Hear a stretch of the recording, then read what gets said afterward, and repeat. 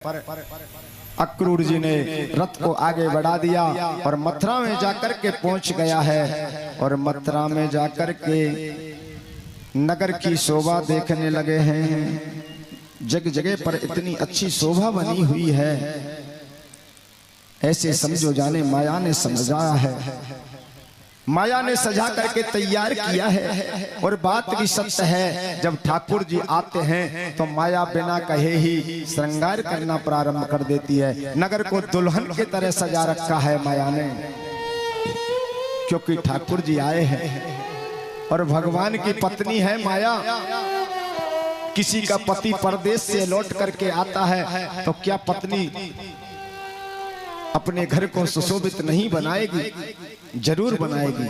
आज माया ने अच्छा श्रृंगार मथुरा का कर रखा है और कंस ने समस्त तैयारियां कर रही हैं ठाकुर जी को परास्त करने के लिए और मारने के लिए।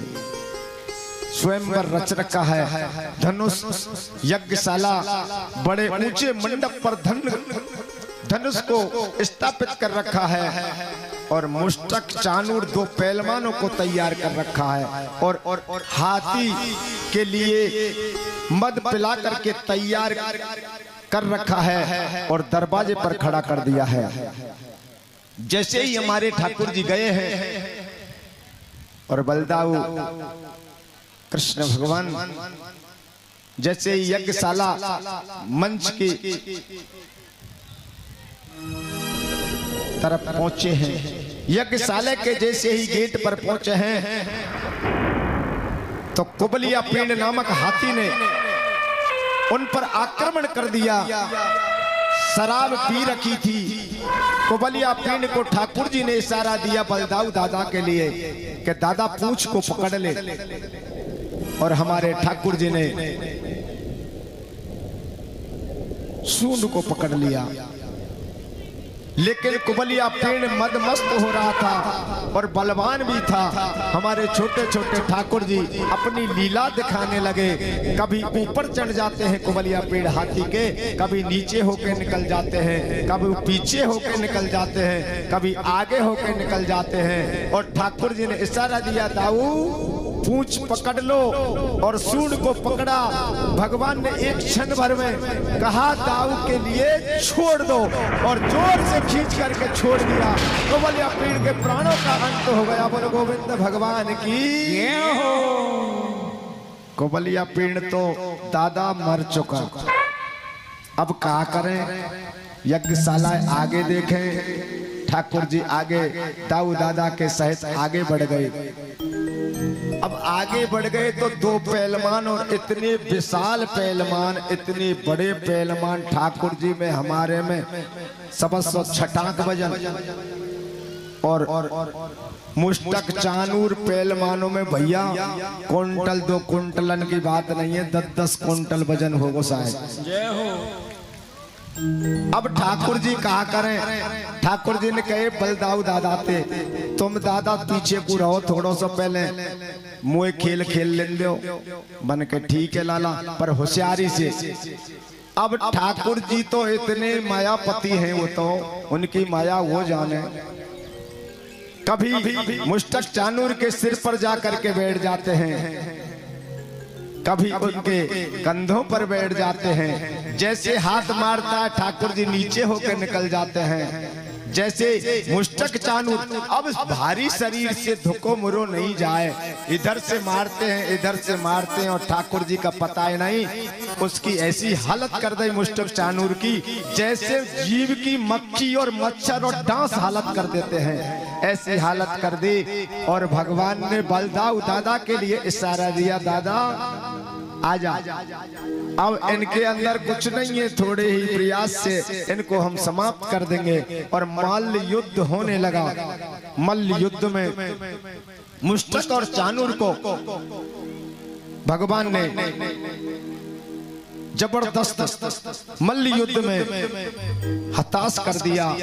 और यहाँ तक है कि लड़ते लड़ते मुष्टक और चानूर के दोनों के प्राणों का अंत कर दिया। भगवान के और सुखदेव जी कहते हैं, हे राजन भगवान ने मथुरा में जब प्रवेश किया तो क्या यह कुबलिया पेड़ और मुष्टक चानूर ही मिले, कोई और राक्षस नहीं मिला? तो सुखदेव जी महाराज कहने, अरे कुछ राक्षस भी मिले, कुछ भक्त भी मिले। भक्तों को भगवान ने कृतार्थ कर दिया, जैसे कि भगवान को माली मिला जिसने फूलों की माला अर्पण की, उनका कृतार्थ किया। और कुब्जा मिली, चंदन लगाया और उसको कृतार्थ किया। धोबी मिला, उसका उद्धार किया। बहुत से भक्त का उद्धार किया। अब ठाकुर जी आगे की ओर बढ़ गए हैं। यज्ञशाला में जहां मंच बन रहा था और जिस पर धनुष था, उस धनुष के पास में जाकर के हमारे ठाकुर जी ने उस धनुष को उठाया है और उठा करके पल भर में तोड़ करके पृथ्वी में डाल दिया। और कंस कहने लगा, पकड़ लो इसको, जाने ना पाए। जैसे ही दैत्य दौड़ने लगे, हमारे ठाकुर जी ने उछल करके जहां कंस का सिंहासन था उसके ऊपर पहुंच गए और केस पकड़ करके सिंहासन से नीचे खींच लिया। तो परीक्षित जी महाराज कहने लगे, गुरुदेव केस पकड़ करके ही क्यों खींचा? कि वो इसलिए खींचा कि ठाकुर जी की माँ देवकी की विदाई जब हो रही थी तब रथ में से कंस ने भी केस पकड़ करके माँ देवकी को खींचा था। इसीलिए भगवान ने अपनी माँ के केसों का बदला लेने के लिए आज सिंहासन से कंस को नीचे खींच लिया है और छाती पर चिढ़ गए और क्या कहने लगे, अरे ओ मामा, हम आए हैं तो कुछ करके जाएंगे। जय हो। वो तेरे दर पे आए हैं, कुछ करके जाएंगे। मामा वो तेरी खाल में मामा घुस भर के जाएंगे। तेरी खाल में मामा घुस भर के जाएंगे।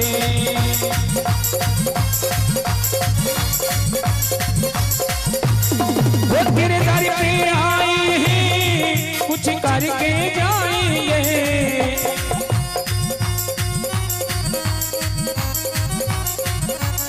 वो तेरी खाल में मामा खुशी भर के जाएंगे।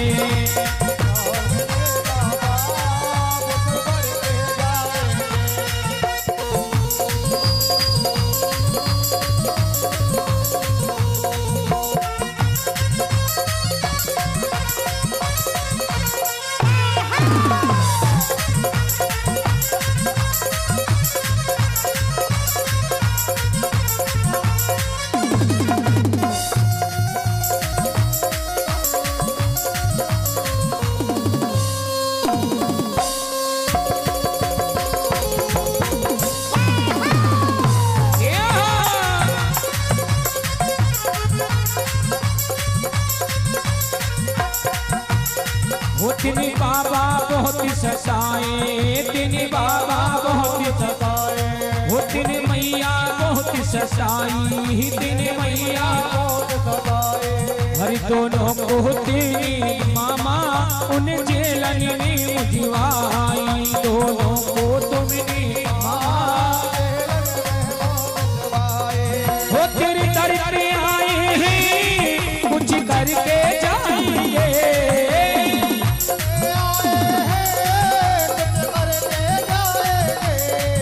तेरी खाल में मामा खुशी भर के जाएंगे। तेरी खाल में मामा खुशी भर के जाएंगे।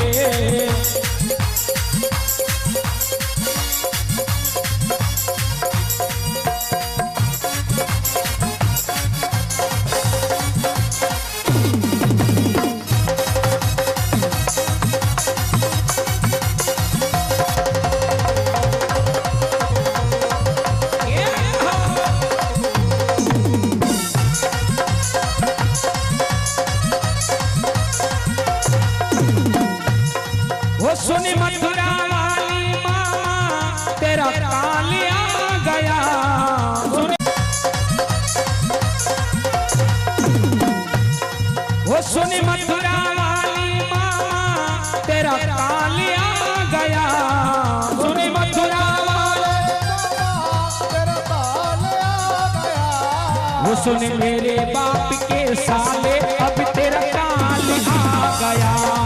सुन मेरे बाप के साले अब तेरा काल आ गया।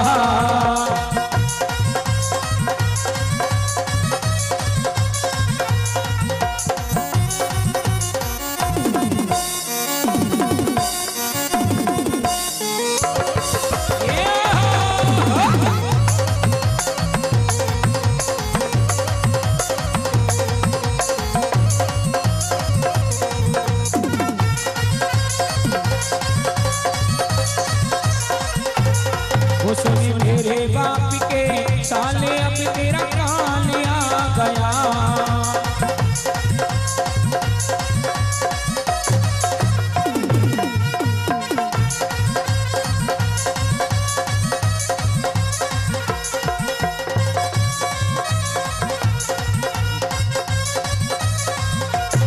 वो मैया और ये दिन खूब सताए हैं। वो मैया और बाबा वो दिन खूब सताए हैं। उन झेलन में मुझवाई के मामा खूब रुलाए हैं। उन झेलन में मुझवाई के मामा खूब रुलाए हैं। वो तेरे घर पे आए हैं कुछ करके जाएंगे।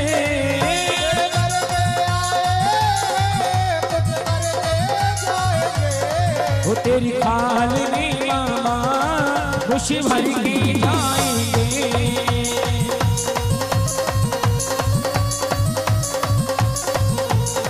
वो तेरी खाल में मामा खुशी भर के जाएंगे। वो खुशी भर के जाएंगे। वो खुशी भर के जाएंगे।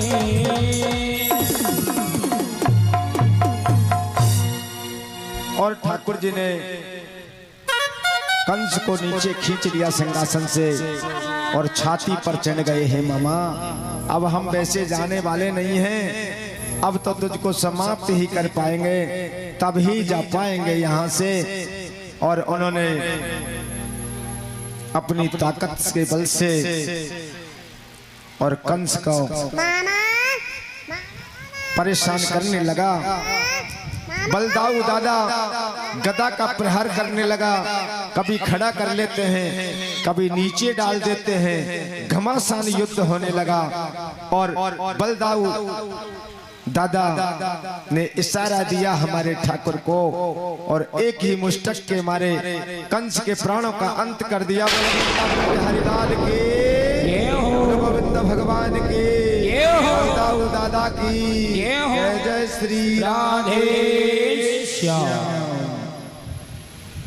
अब कंस तो मर गया। बलदाऊ दादा कहने लगे रे काना, जिसके भय से संसार व्याप्त था, व्याकुल था, भयभीत था, वो चला गया। अब मामीन की लान लगी और मामा के लिए चिल्लाने लगे, रोने लगे। ठाकुर जी ने कहा ये देह तो नश्वर है, ये सदा कभी नहीं रहते। भगवान ने कहा देखो जैसे आप व्याकुल हो रही हो, ऐसे ही तुलसीदास जी महाराज ने भी लिखा है, जब बाली की मृत्यु हुई तब तारा विकल हो गई, तब भी मैंने उसके लिए